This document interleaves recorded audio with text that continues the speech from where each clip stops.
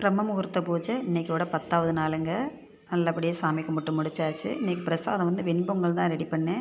Time இருந்துச்சுன்னா, எனக்கு நேரம் இருந்துச்சுன்னா ஏதாவது பிரசாதம் நானே ரெடி பண்ணி சாமி கும்பிட்டுருவேன். இல்லைன்னா நம்ம வீட்டில் எப்படியாவது பழங்கள் இருந்துக்கிட்டு தான் இருக்கும். ஏதாவது ஒரு பழத்தை வச்சு நெய்வேத்தியத்துக்கு வச்சு சாமி கும்பிட்டுருவேன்.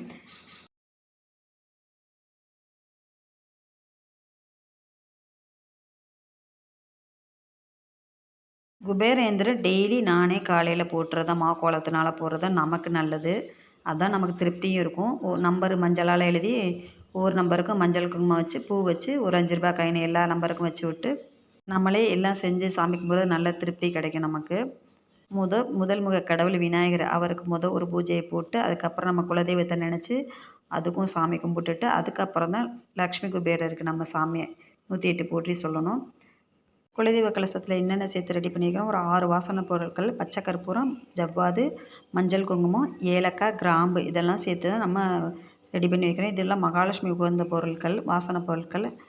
108 போற்றி சொல்லி சாமி கும்பிட்டு நல்லபடியாக முடிஞ்சிருச்சு. இந்த வீடியோ உங்களுக்கு பிடிச்சிருந்தா ஒரு லைக் பண்ணுங்கள். வீடியோ பார்க்குறவங்களுக்கு நன்றி.